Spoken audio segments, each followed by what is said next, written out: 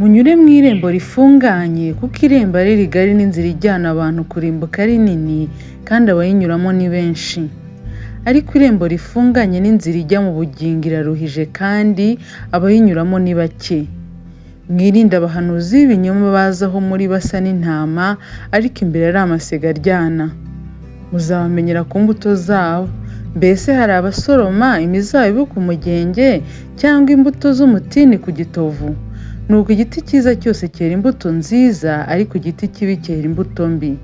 Igiti cyiza ntikibasha kwera imbuto mbi kandi n'igiti kibi ntikibasha kwera imbuto nziza. Igiti cyose kitera imbuto nziza kiracibwa kikajugunywa mu muriro. Nuko muzababimenyera ku mbuto zabo. Umuntu wese umbwira ati mwami mwami si uzinjira mu bwami bwo mu ijuru keretse ukora ibyo data wo mu ijuru ashaka.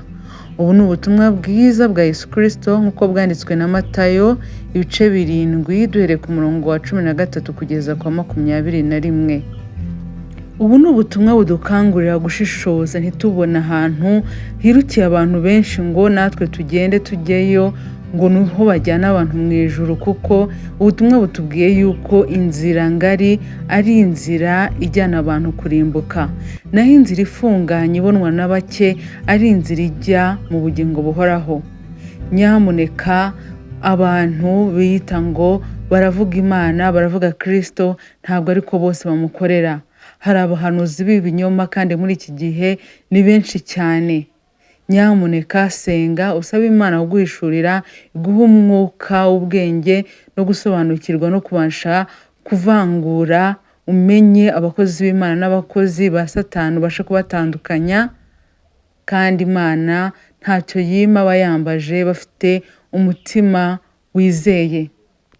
Hagati aho icyo nakubwira nzi neza nuko amadini ya denominations, aya madini yagiye yicamo ibice bitandukanye, hayicamo ibice bya Roma, yicamo ibice bya Adventist, ADPR, ibice bya Zion, ibice by'Abangirikani, Abayari n'ibindi bice byinshi ntarondoye. Ntago ari umugambi w'Imana.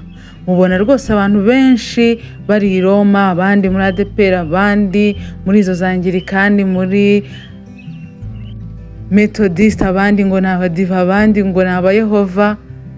Iyo nzira iri mu nzira ngari, inzira Kristo atubwira ati mureke kunyura ahantu ntababwiye, mureke kwirema ibice kuko umubiri wanjye uruzuye, ntago umubiri wanjye ugiye utatanye. Abizera Kristo rero nibo bakora umubiri we nawe akaba umutwe wawo. Rero umubiri utatanye ntago ubasha kwera imbuto. Niyo mpamvu Kristo adukangurira kuba umwe. Rero ahantu utabona ubumwe urajya uhagendera kure. Aha nababwiye ya madini agenda ndondora n'ayandi menshi cyane ntarondoye ageze mu bihumbi, yagendere kure. Wiba mu mujyi w'abantu bigometse ku Mana bakirema ibice kandi Kristo yarabibuzanyije. Va mu nzira ngari ujye mu nzira ifunganye, ubundi utegereze umukiza, n'ukuri azaza nk'uko yabisezeranye. Hahirwa n'abanyamugisha abazasanga biteguye kumusanganira.